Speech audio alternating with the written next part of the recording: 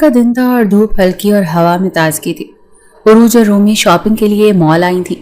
مال کی روشنیاں، بھیڑ اور دکانوں کی چمک دھمک نے رومی کو خوش کر دیا تھا۔ وہ ایک جیولری اسٹال پر رک گئی۔ آپ ہی دیکھیں کتنے پیارے کلر کے ایئر رنگس ہیں، مجھے تو یہ لینے ہیں۔ رومی نے چمکتی ہوئی بالیاں اٹھا کر دکھائیں۔ عروج نے مسکرا کر سر ہلایا۔ لے لو، جب تک تم یہ دیکھو میں کتابوں والے اسٹال سے کچھ نوٹس دیکھ لوں۔ رومی نے سر ہلایا اور عروج آگے بڑھ گئی۔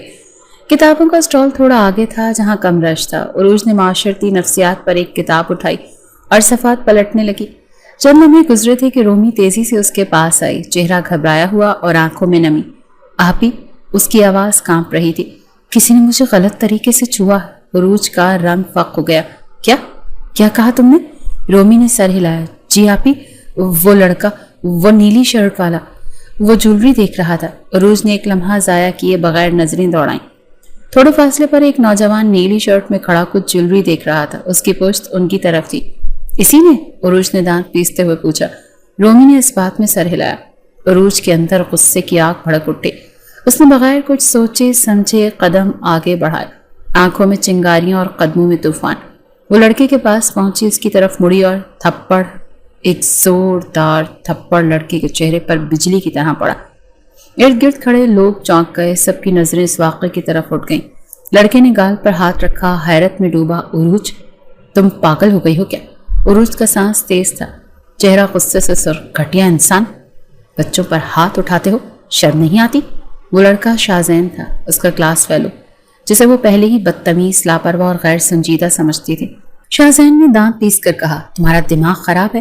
میں نے کیا کیا ہے؟ عروج نے چیخ کر کہا، میری بہن نے خود بتایا ہے، اس نے تمہیں پہچانا ہے۔ اسی وقت ایک سیلز بوائے بیچ میں آ گیا۔ سر پلیز آپ دونوں آرام سے بات کریں، لوگ جمع ہو گئے ہیں۔ سوالات ہونے لگے۔ کیا ہوا؟ کس بات پر مارا ہے؟ عروج نے سب کے سامنے اونچی آواز میں کہا، اس لڑکے نے میری بہن کو بیڈ ٹچ کیا ہے۔ شاہزین کا چہرہ حیرت اور غصے کا مرکب بن گیا۔ کیا بکواس ہے یہ؟ کہاں ہے تمہاری بہن؟ بلاؤ اسے۔ لوگوں نے بھی کہا، لڑکی سے پوچھ لیں سچ کیا ہے۔ عروج نے رومی کو بلایا جو دور ایک کونے میں سہمی کھڑی تھی۔ وہ آہستہ آہستہ قدم اٹھاتی ہوئی آئی، سب کی نظریں اس پر تھیں۔ رومی یہی لڑکا تھا نا؟ عروج نے انگلی سے اشارہ کیا۔ رومی نے شاہزین کو دیکھا، پھر نظریں جھکا لیں۔ نہیں آپ ہی، یہ وہ نہیں ہے۔ عروج کے قدم ڈگمگا گئے، دل جیسے حلق میں آ گیا۔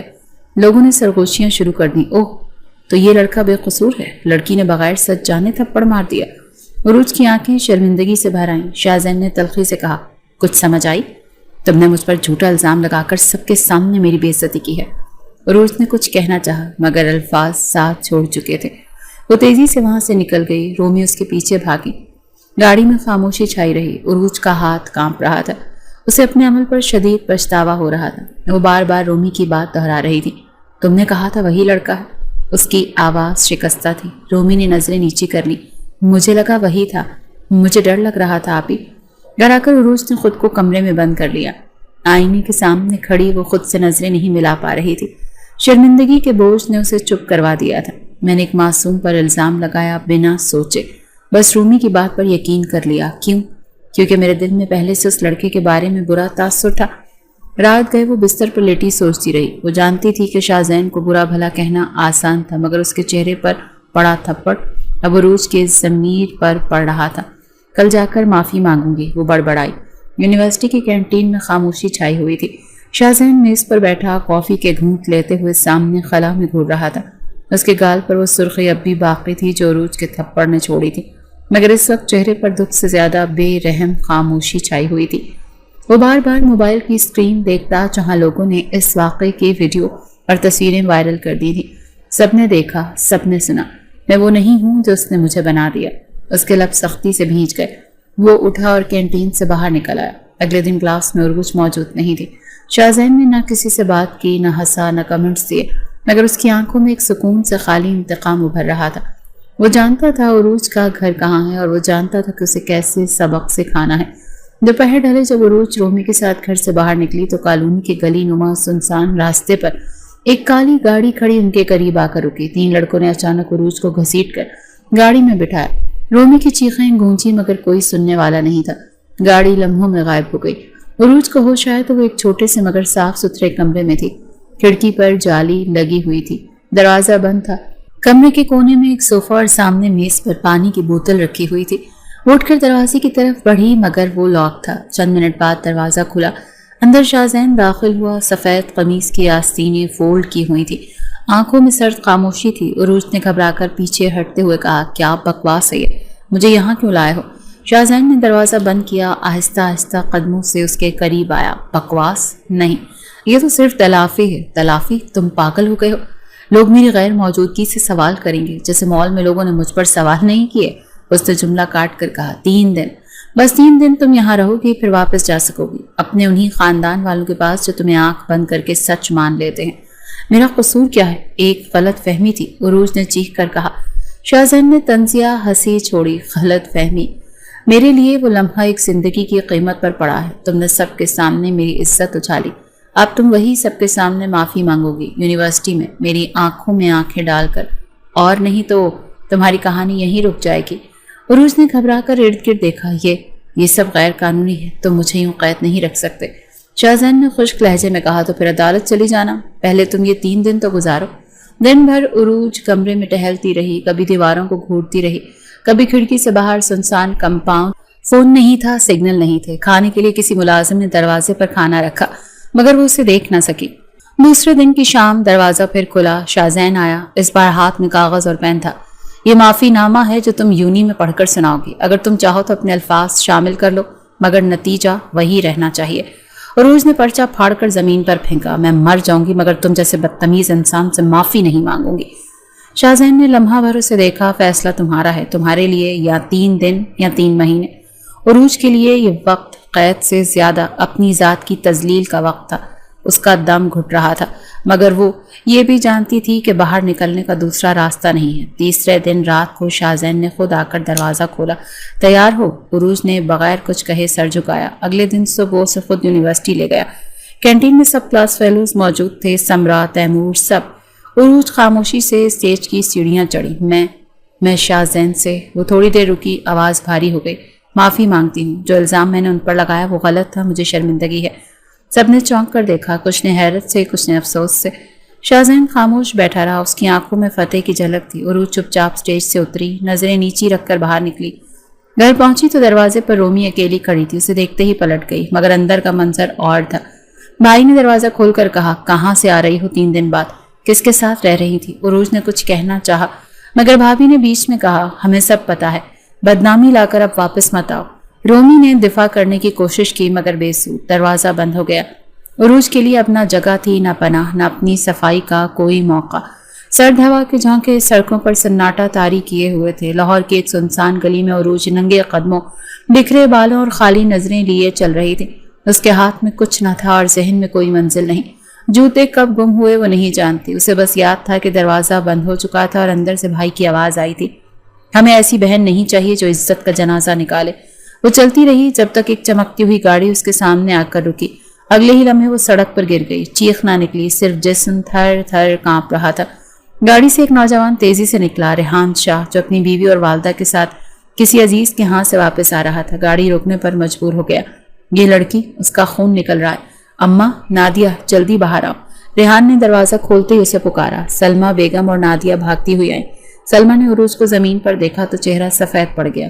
ریحان بیٹا، اسے فوراً اسپتال لے چلو، خدا خیر کرے۔ نادیہ نے اپنا دوپٹہ عروج کے سر کے زخم پر باندھا، پلس کمزوری بھی ہو رہی تھی، شاید اندرونی چوٹ بھی تھی۔ کچھ ہی لمحوں کے بعد عروج کو نزدیکی پرائیویٹ اسپتال کے ایمرجنسی روم میں منتقل کر دیا گیا۔ ڈاکٹرز نے فوری ٹریٹمنٹ شروع کیا۔ ایک نرس نے نرمی سے کہا، میڈم، سر پر شدید چوٹ ہے، یادداشت متاثر ہو سکتی ہے۔ عروج کی نیم غنودگی میں وہ الفاظ اس کے کان میں گونجے۔ آنکھیں بند تھی مگر دماغ جاگ چکا تھا۔ اسے یقین ہو چلا تھا کہ اب اگر بچنا ہے تو اسے کسی نئی شناخت کا سہارا لینا ہوگا۔ صبح 3 بجے ڈاکٹرز نے تسلی دی، لڑکی کی حالت خطرے سے باہر ہے مگر ہو سکتا ہے اسے اپنی یادداشت وقتی طور پر کھو چکی ہو۔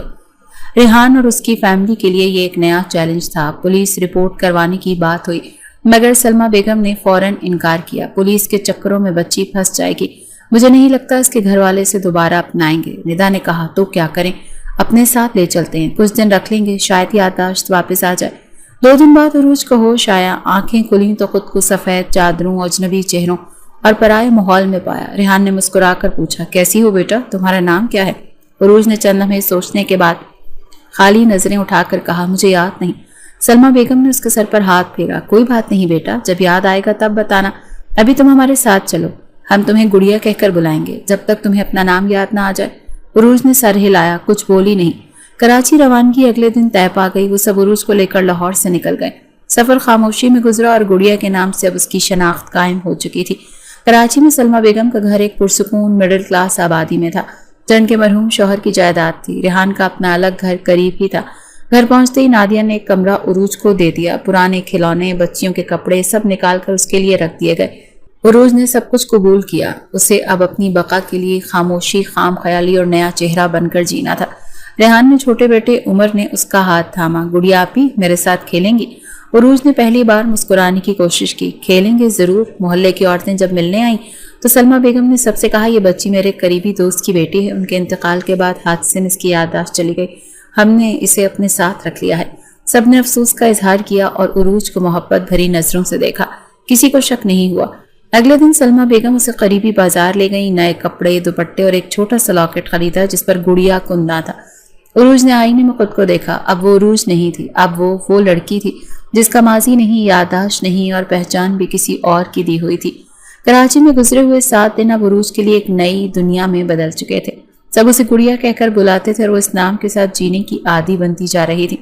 صبح سلمہ بیگم کے ساتھ گھر کی چھوٹی موٹی صفائی، نادیہ بھابھی کے ساتھ باورچی خانے میں ہلکی پھلکی مدد اور عمر کے ساتھ کھیلنے کا وقت، یہ سب ایک روٹین میں ڈھل چکا تھا.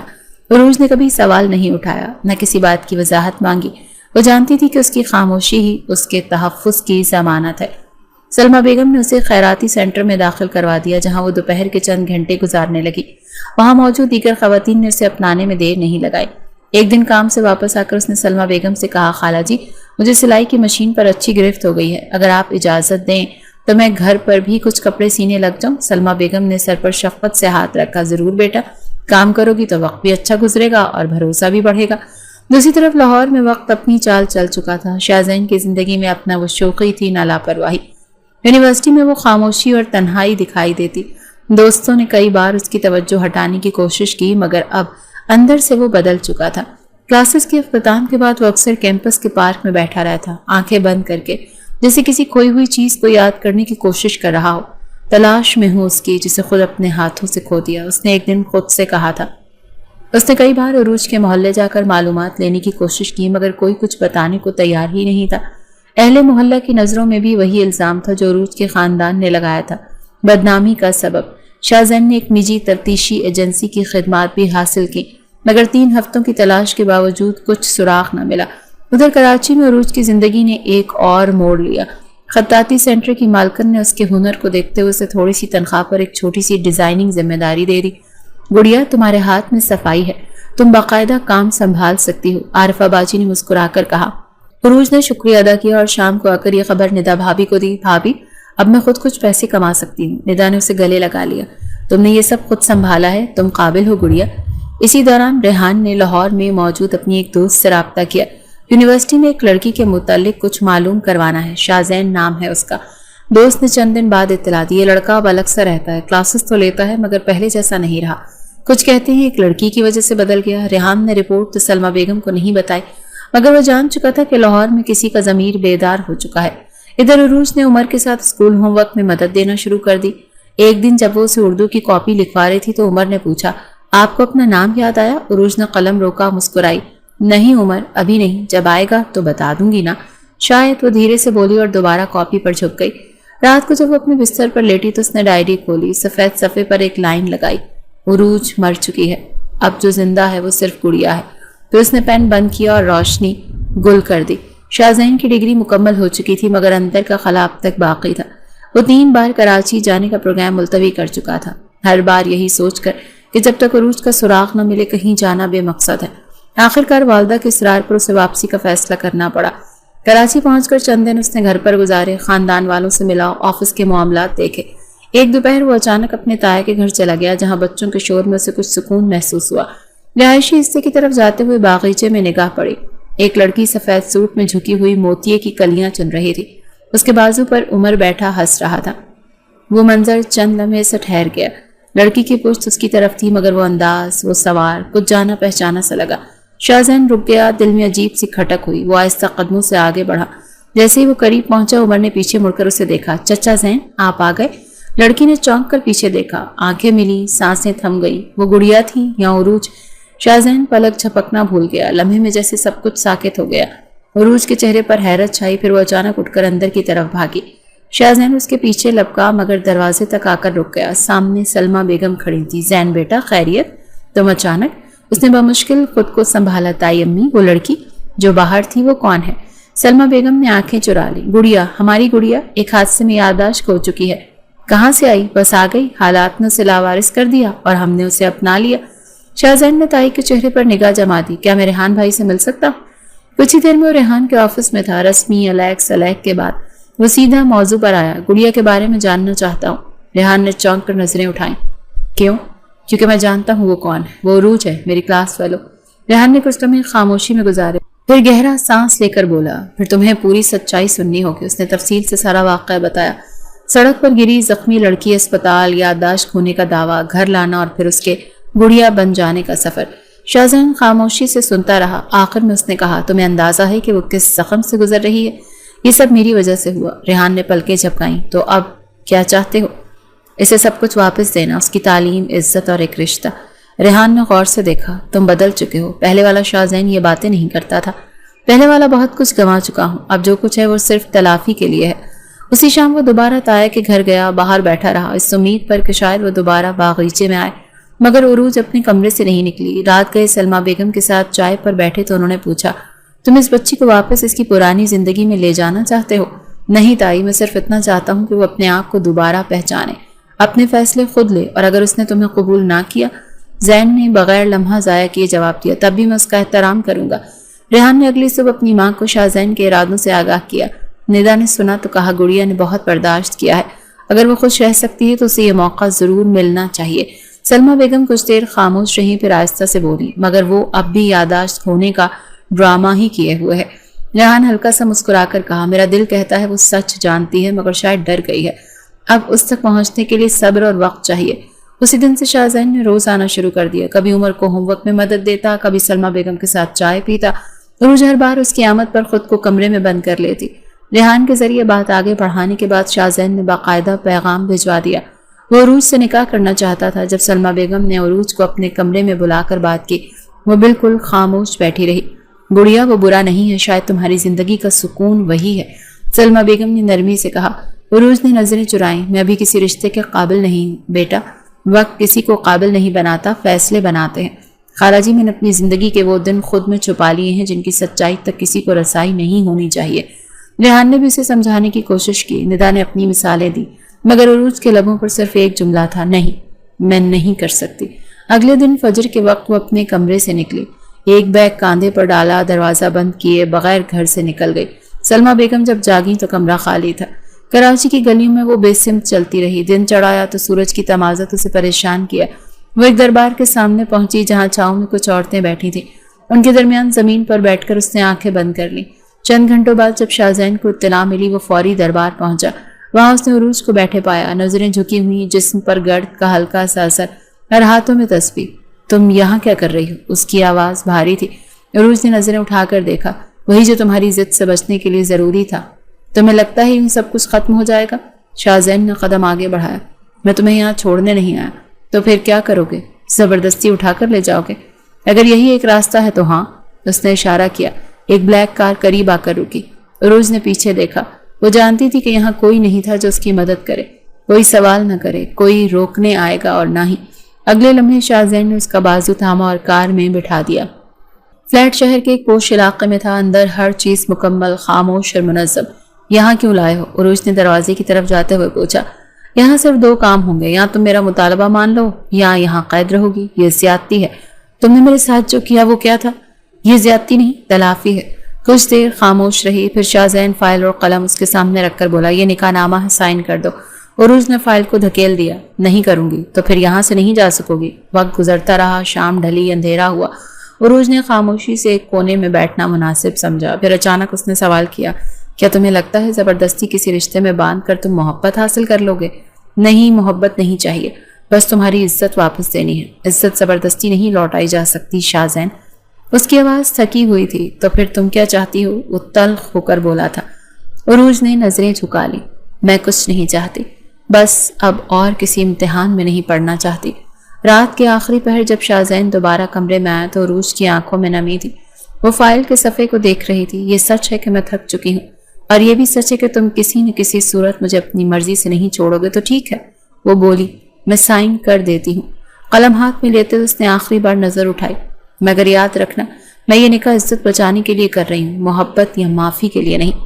صفحات پر اس کا نام ابھرا۔ نکاح مکمل ہو گیا، مگر رشتہ وہ تو اب بھی ادھورا تھا۔ نکاح کو ایک ہفتہ گزر چکا تھا۔ فلیٹ کے کمروں میں خاموشی ایسے ٹھہری رہتی تھی جیسے دیواروں نے بھی بولنا چھوڑ دیا ہو۔ ایک صبح شاہزین نے فائل اور لیپ ٹاپ عروج کے سامنے رکھے۔ یونیورسٹی کا ایڈمیشن فارم ہے، تمہاری ڈگری مکمل ہونی ہے، میں چاہتا ہوں تم اسے مکمل کرو۔ عروج نے بنا دیکھے کہا، مجھے نہیں پڑھنا، اپنی زندگی کا 1 سال برباد کر چکی ہو، کم از کم اب اپنا مستقبل تو سنوار لو۔ میرا کوئی مستقبل نہیں ہے، اور تم جسے میرا مستقبل بنانے کی کوشش کر رہے ہو وہ خالی زبردستی کا ایک رشتہ۔ شاہزین نے صبر سے لیپ ٹاپ بند کیا۔ میں صرف تمہیں وہ دینا چاہتا ہوں جو تم سے چھین لیا گیا۔ عروج نے جواب نہیں دیا۔ اس کی نظریں کھڑکی کے باہر تھیں جہاں سڑک پر چھوٹے بچے سائیکل چلا رہے تھے۔ دوسری طرف شاہزین نے فیصلہ کر لیا کہ وہ صرف الفاظ سے نہیں، عمل سے بھی تلافی کرے گا۔ اگلے ہی ہفتے وہ لاہور گیا، سیدھا عروج کے پرانے محلے کی طرف۔ محلے کی پرچون کی دکان پر بیٹھے ایک بوڑھے شخص اس نے بات چیت شروع کی۔ یہاں عروج فاطمہ کے گھر والے رہتے ہیں نا؟ ہاں رہتے ہیں، اب حالات کچھ بہتر نہیں، چھوٹا بھائی کام ڈھونڈ رہا ہے، بڑا بیمار ہے، بیوی چھوڑ کر جا چکی ہے۔ شاہزین نے خاموشی سے معلومات لی اور اگلے دن ایک پرانی شناخت سے ہٹ کر نئے نام سے اپنے مینیجر کو فون کیا۔ اسد نعیم نام کا ایک نوجوان، اسے لاہور آفس میں جاب دلوا دو، سادہ سا کام ہو، تنخواہ وقت پر ملنی چاہیے۔ جی سر۔ کچھ دن بعد مینیجر کی کال آئی۔ سر، بندہ رپورٹ کر گیا ہے، کام سمجھا دیا ہے، شکر گزار تھا، نام مت لینا میرا، صرف کام ہوتا رہے۔ ساتھ ہی اس نے عروج کے بیمار بھائی کے لیے مقامی کلینک میں ایک فری چیک اپ اور دوا کے اخراجات خود اٹھا لیے۔ ہر ہفتے دوائیاں پہنچ جاتی تھی، مگر بھیجنے والے کا نام کبھی ظاہر نہیں ہوتا تھا۔ کراچی واپس آ کر وہ فلیٹ میں داخل ہوا تو عروج سے ہمیشہ کی طرح خاموشی ملی۔ بس اس روز اس نے ایک چھوٹا سا سوال کیا، کہاں گئے تھے؟ لاہور۔ کیوں؟ آفس کا کام تھا۔ عروج نے اس بات میں سر ہلایا، پھر دوبارہ کھڑکی کی طرف دیکھنے لگی۔ اگلے دن شام کو شاہزین نے اسے آفس لے جانے کی پیشکش کی۔ چلو میرے ساتھ، باہر نکلو گی تو شاید سانس لینا آسان ہو، میں تمہارے ساتھ کہیں نہیں جانا چاہتی۔ یہ دنیاوی جبر نہیں ہے، صرف دعوت ہے، تمہیں جو چاہیے میں مہیا کروں گا، مگر تمہیں خود بھی اپنے لیے کچھ کرنا ہوگا۔ کیا تم واقعی سمجھتے ہو کہ زبردستی رشتے کو سہارا دینے سے وہ مکمل ہو جائے گا؟ میں صرف اتنا سمجھتا ہوں کہ وقت اور عمل کسی بھی رشتے کی بنیاد کو بدل سکتا ہے۔ عروج نے اس پر ایک لمحے نگاہ ڈالی، پھر نظریں ہٹا لی۔ میرے دل میں تمہارے لیے کوئی جگہ نہیں ہے، پتہ ہے نا، مگر تمہارے آس پاس کچھ چیزیں ایسی ہیں جو صرف تمہاری وجہ سے بہتر ہو سکتی ہیں۔ میں چاہتا ہوں تم یہ جان سکو۔ عروج خاموشی سے واپس پلٹ گئی۔ کراچی کی بارش نے دن کو ادھورا سا بنا رکھا تھا۔ فلیٹ کی کھڑکیوں سے ٹپکتی بوندیں اندرون خانہ خاموشی سے ایک ردم بنا رہی تھی۔ عروج نے سوٹ کیس کھلا چھوڑ دیا۔ اس میں کپڑے تھے، کچھ کتابیں اور وہ ڈائری جس میں اس نے کبھی عروج مر چکی ہے لکھا تھا۔ تیاری مکمل ہے؟ شاہزین نے دروازے کے قریب کھڑا تھا۔ عروج نے پلٹ کر نہیں دیکھا، بس ہاتھ سے سوٹ کیس بند کر کے سیدھی ہو گئی۔ میں یہ سفر اپنی مرضی سے نہیں کر رہی، میں تمہیں تمہاری جگہ واپس لے جا رہا ہوں، تمہارے لوگوں کے درمیان، وہی لوگ جو میری بات سنے بغیر مجھے دھتکار چکے ہیں، اور تم ان کے بغیر کب تک خود کو زندہ رکھو گی؟ راستے میں خاموشی چھائی رہی۔ شاہزین نے گاڑی میں میوزک نہیں چلایا، نہ ہی کوئی بات چھڑی۔ لاہور کی فضا میں داخل ہوتے ہی عروج کی سانس کچھ بوجھل ہونے لگی۔ گھر پر دروازہ شاہد نے کھولا۔ وہ پہلے حیرت سے دیکھتا رہا، پھر جیسے آنکھوں میں نمی بھر آئی ہو۔ عروج نے نظریں جھکائے رکھی۔ پیچھے سے دوسرا بھائی اسد آ گیا۔ اس نے شاہزین کو پہچان لیا۔ آپ وہی ہیں نا جنہوں نے مجھے نوکری دلائی تھی؟ شاہزین نے ہلکی مسکراہٹ سے کہا۔ یہ سب کچھ عروج کی وجہ سے تھا۔ اندر داخل ہونے پر ماحول بدل گیا۔ وہی گھر جس سے عروج کو کبھی دھتکارا گیا تھا اب گرم جوشی سے لبریز تھا۔ بھابھی نے پانی لا کر دیا۔ دونوں بھائی بار بار نظریں چرا کر بہن کو دیکھ رہے تھے۔ ہم نے بہت غلط کیا بہن، اب جینے کا دل ہے تو معاف کر دو، شاہد نے کہا۔ عروج نے صرف سر ہلایا، جواب میں کچھ نہ کہا۔ شام کو محلے کی کچھ عورتیں بھی آئیں۔ سب حیرت میں تھے کہ عروج واپس کیسے آئی، وہ بھی ایسے شوہر کے ساتھ جو باعزت، کامیاب اور محافظ دکھتا ہے۔ بیٹی تم بہت خوش نصیب ہو، ایسا شوہر ہر کسی کو نہیں ملتا۔ داماد بھی قابل ہے، بیٹی بھی سلیقہ مند، اب اللہ تمہیں ہمیشہ جوڑے رکھے۔ رات کو سب کھانے پر بیٹھے، تبھی شاہزین نے اسد سے پوچھا، کیا تمہیں کام ٹھیک چل رہا ہے؟ جی سر، میرا مطلب ہے بھائی، سب بہت اچھا ہے، آپ کا شکر گزار ہوں۔ یہ سب تمہاری بہن کی وجہ سے ہے۔ کھانے کے بعد عروج اپنے پرانے کمرے میں آئی۔ کچھ بدلا نہیں تھا، دیواروں پر وہی رنگ، میز پر وہی شیشہ اور ایک پرانی کتاب جس پر گرد جمی تھی۔ شاہزین دروازے کے پاس آیا۔ میں نے تمہاری دنیا واپس کر دی ہے۔ عروج نے پیچھے دیکھے بغیر جواب دیا۔ تم نے جو برباد کیا اس کا تاوان ادا کر رہے ہو، یہ احسان نہیں ہے۔ تمہیں لگا تمہارا ماضی یہاں دفن ہے؟ نہیں، میں جانتی ہوں یہ گھر بھی اب ویسا نہیں رہا جیسا میں چھوڑ کر گئی تھی، مگر یہاں کم از کم میرے نام پر شک نہیں کیا جائے گا، اور میرے ساتھ تمہارے ساتھ رشتہ ہے، احساس نہیں۔ اگلی صبح شاہ زین نے خاندان والوں سے اجازت لے کر عروج کو یونیورسٹی دکھانے کا کہا۔ اسد نے حامی بھری، شاید وہ دوبارہ پڑھنے کا فیصلہ کر لے۔ راستے میں عروج نے کہا، تم کب تک یہ سب کرتے رہو گے؟ جب تک تم خود کو مکمل محسوس نہ کرو، اور اگر میں کبھی نہ کروں تو تمہیں مجبور نہیں کیا جائے گا، مگر یہ کوشش جاری رہے گی۔ یونیورسٹی کی عمارت سامنے تھی، وہی گیٹ، وہی کوریڈور۔ چند طلبہ اسے پہچان گئے۔ عروج، تم واپس آ گئی؟ ہاں، تھوڑا وقت لگا مگر ہاں۔ شاہ زین پیچھے کھڑا رہا، اس نے کسی سے کوئی تعارف نہیں کروایا، صرف دور سے دیکھا۔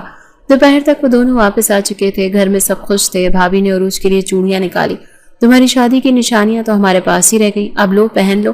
عروج نے انہیں ہاتھ میں لیا، تھوڑی دیر دیکھا پھر واپس کر دیا۔ یہ ابھی نہیں۔ رات کے وقت جب سب سو چکے، عروج چھت پر جا کر بیٹھ گئی۔ نیچے صحن میں شاہ زین کھڑا تھا۔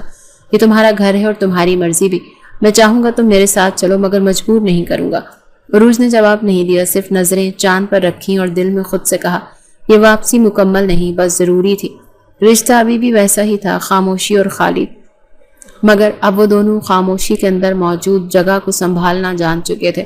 لاہور کے دن نرم پڑنے لگے، مگر راتیں ٹھنڈی ہوتی جا رہی تھیں۔ عروج اور شاہ زین لاہور میں ایک الگ اپارٹمنٹ میں شفٹ ہو گئے۔ اب وہ دونوں ایک ہی کمرے میں تھے، مگر ان کے بیچ خاموشی بدستور دیوار بنی ہوئی تھی۔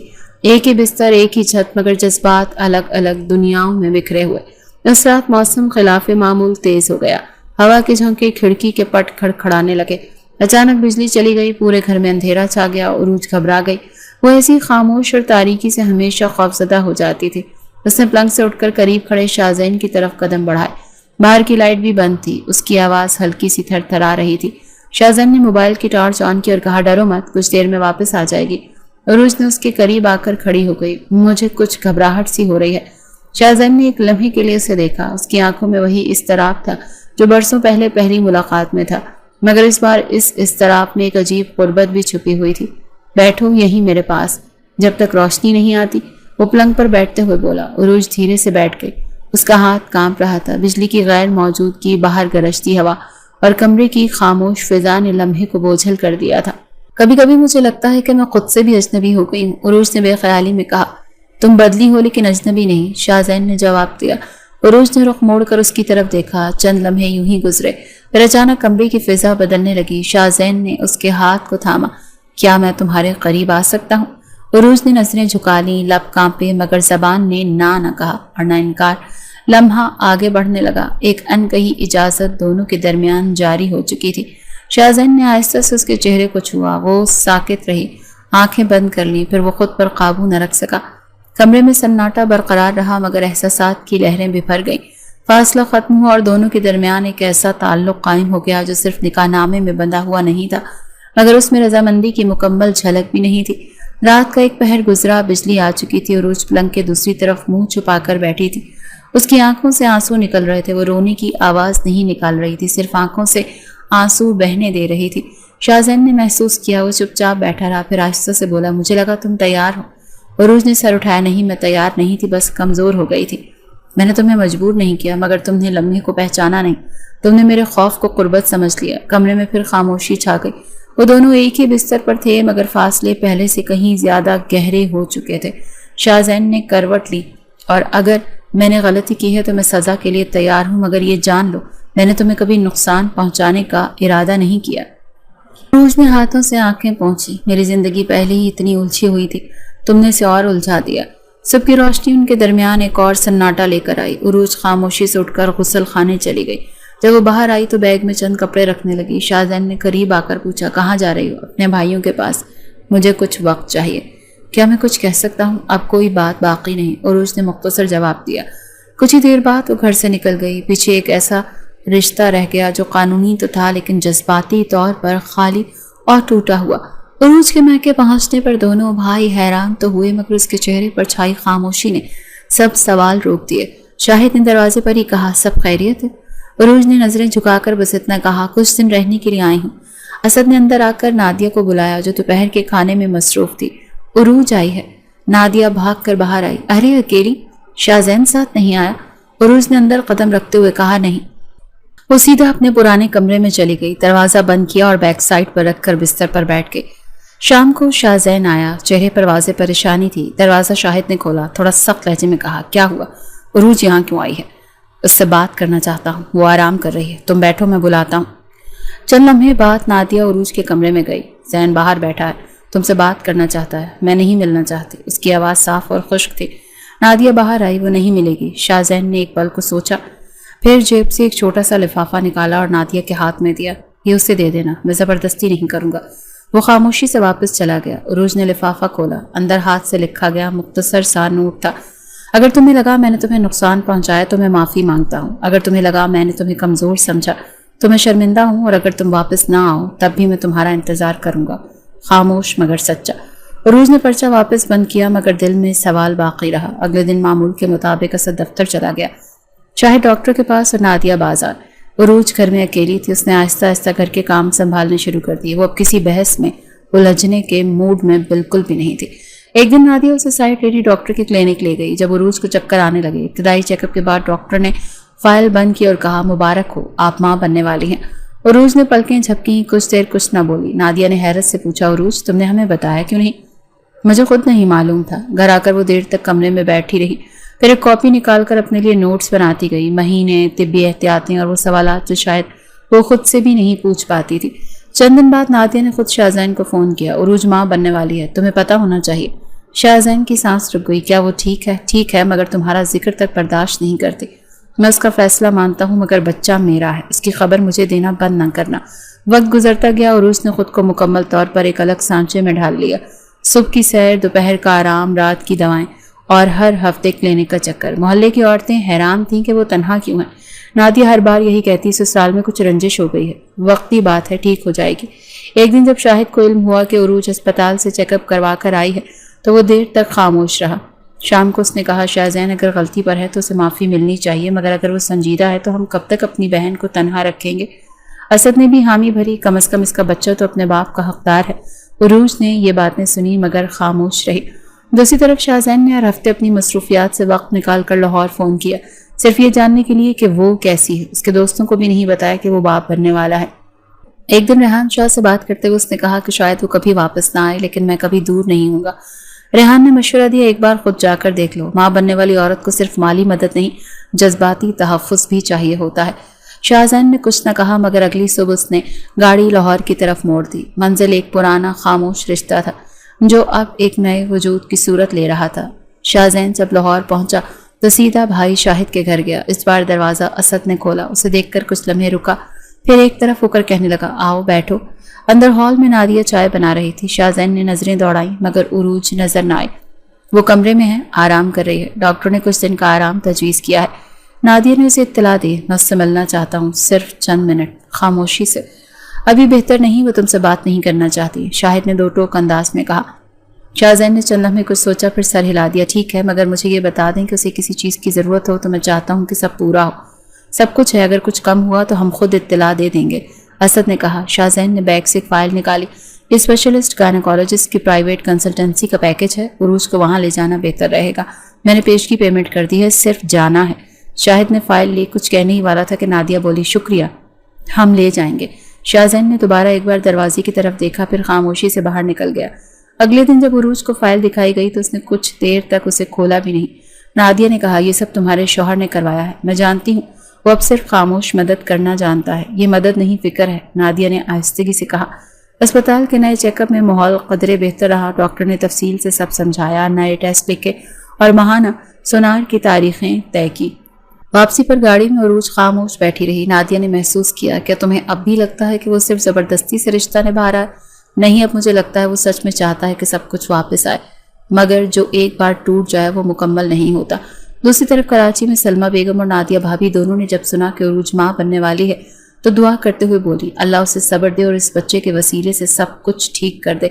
शाहजैन ने कराची से लाहौर के लिए हर हफ्ते एक छोटा सा पार्सल रवाना करना शुरू किया।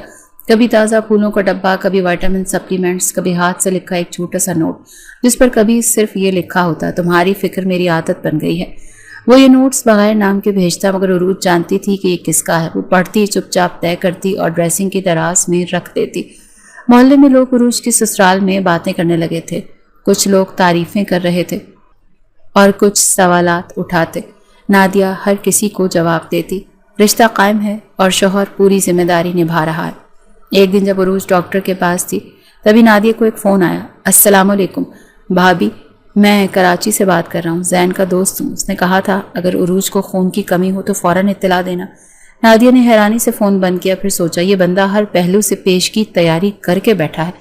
کچھ دن بعد جب عروج کو خون کی معمولی کمی کی تشخیص ہوئی تو اگلی صبح خود بخود دوا کا کوریئر آ گیا، ساتھ ایک سادہ پرچی پر لکھا تھا ماں بننے کے عمل میں تم تنہا نہیں ہو۔ عروج نے اس بار خط پھاڑا نہیں، نہ طے کیا، صرف تکیے کے نیچے رکھ دیا۔ رات کو وہ دیر تک جاگتی رہی، ہاتھ پیٹ پر رکھے، آنکھیں چھت کی طرف۔ اگر یہ بچہ نہ ہوتا تو کیا سب کچھ واقعی ختم ہو چکا ہوتا؟ اس کے پاس جواب نہیں تھا، بس ایک ننھا سا وجود تھا جس کے آنے کی تیاری وہ اندر ہی اندر کر رہی تھی۔ موسم بہار کی ایک دھندلی صبح تھی۔ اسپتال کے ویٹنگ ایریا میں نادیہ، شاہد اور اسد پریشانی سے بیٹھے تھے۔ نرس بار بار آ کر تسلی دیتی، پریشان نہ ہوں، سب نارمل ہے۔ شاہزین لاہور نہیں تھا مگر وہ لمحہ بلمحہ ریحان کے ذریعے سب معلومات لے رہا تھا۔ صبح 7 بجے سے وہ موبائل ہاتھ میں لیے بیلکنی میں ٹہل رہا تھا۔ ریحان کا میسج آیا، مبارک ہو، بیٹی ہوئی ہے۔ اس نے چند لمحے اسکرین کو گھورا، پھر فون کان سے لگایا۔ کیا سب ٹھیک ہے؟ وہ عروج؟ ریحان نے مسکرا کر کہا، ماں اور بچی دونوں خیریت سے ہیں۔ بچی ہو بہو تم پر گئی ہے۔ شاہزین نے خاموشی سے آسمان کی طرف دیکھا، جیسے کسی انکہے وعدے کا گواہ بننا چاہتا ہو۔ چند لمحے بعد وہ تیار ہو رہا تھا۔ کراچی سے لاہور کی پہلی فلائٹ بک تھی۔ بیگ اٹھایا اور راستہ اختیار کیا جو برسوں پہلے دل سے شروع ہوا تھا۔ ادھر اسپتال کے کمرے میں عروج کی آنکھ کھلی تو وہ نادیہ کو پاس بیٹھی پائی۔ پاس ایک چھوٹا سا گہری جلد کا گلابی وجود سو رہا تھا، اس کی بیٹی۔ کتنی خاموش ہے، عروج نے دھیرے سے کہا۔ نادیہ نے آہستہ سے جواب دیا، بالکل تم جیسی، مگر شکل وہ تو مکمل شاہزین پر گئی ہے۔ عروج نے بچی کو دیکھا، ننھی سی ناک، چھوٹی سی پیشانی اور وہی بھویں جنہیں وہ برسوں سے پہچانتی آئی تھی۔ دروازہ کھلا، شاہزین اندر آیا، ہاتھ میں چھوٹا سا گفٹ بیگ اور آنکھوں میں نمی۔ عروج نے اسے ایک نظر دیکھا، پھر بچی کی طرف دیکھنے لگی۔ شاہزین چند لمحے آگے بڑھا، کیا میں پاس آ سکتا ہوں؟ عروج نے سر ہلایا۔ وہ آہستہ سے کرسی پر بیٹھا، بچی کے چہرے پر نظر ڈالی اور پھر دھیرے سے کہا، مجھے زندگی میں کبھی یقین نہیں تھا کہ میں کچھ سچائی سے جیت پاؤں گا، لیکن یہ چہرہ، یہ میرے حصے کا سچ ہے۔ عروج نے اسے دیکھا، کبھی لگا کہ سچائی خاموش رہ کر بھی واضح ہو سکتی ہے، تب سے لگا جب تم نے لفظوں کے بغیر مجھے معاف کرنا شروع کیا۔ بچی نے آہستہ سے کروٹ لی، ہاتھ ہلایا جیسے ہوا میں کوئی اشارہ دینا چاہتی ہو۔ شاہزین نے اپنی انگلی آگے کی، ننھے ہاتھوں نے اسے تھاما۔ عروج کی آنکھیں نم ہو گئیں مگر لبوں پر ہلکی سی مسکراہٹ آ گئی۔ نام کیا رکھیں گے؟ نادیہ نے پوچھا۔ عروج نے نظریں نیچے کرتے ہوئے کہا، میں چاہتی ہوں تم رکھو۔ شاہزین نے مسکرا کر بچی کی طرف دیکھا، نور۔ کیوں؟ کیونکہ وہ میرے اندھیرے میں پہلی روشنی ہے۔ ہسپتال سے واپسی پر سب کے چہروں پر مسکراہٹ تھی۔ محلے کی خواتین مبارکباد دینے آ رہی تھیں۔ سب کو یقین ہو چکا تھا کہ عروج اب واپس نہیں جائے گی، کہیں اور نہیں۔ شام کو گھر میں بچی کے استقبال کے لیے مختصر سی تقریب رکھی گئی۔ نانی، ماموں، چچا سب نے بچی کو گود میں لیا۔ جب عروج کمرے میں گئی تو بیڈ پر رکھے چھوٹے سے تحفے نے اسے روک دیا۔ اندر سے ایک چھوٹا سا لاکٹ نکلا جس میں 3 حرف کندہ تھے، ANZ، عروج، نور اور زین۔ یہ کیا ہے؟ اس نے پیچھے کھڑے زین شاہ سے پوچھا۔ ایک رشتہ جو اب مکمل ہے۔ عروج نے آہستہ سے سر ہلایا، اب شاید دل بھی مان گیا ہے، نہ صرف ذہن۔ تو کیا میں یہ کہہ سکتا ہوں کہ تم اب مکمل طور پر میری ہو؟ نہیں، وہ مسکرائی، اب ہم مکمل طور پر ایک دوسرے کے ہو چکے ہیں۔ شاہزین نے آگے بڑھ کر بچی کو بازوں میں اٹھایا اور عروج کے ساتھ بیٹھ گیا۔ ایک سفر جو غلط فہمی، انا، زبردستی اور جدائی سے شروع ہوا تھا، اب ایک سچائی، معافی اور نرمی کے احساسات سے مکمل ہو چکا تھا۔ دروازے پر ہلکی سی ہوا نے پردہ سرکایا، جسے تقدیر نے خود آ کر قبول کیا ہو کہ کچھ رشتے آزمائش کے بعد ہی مکمل ہوتے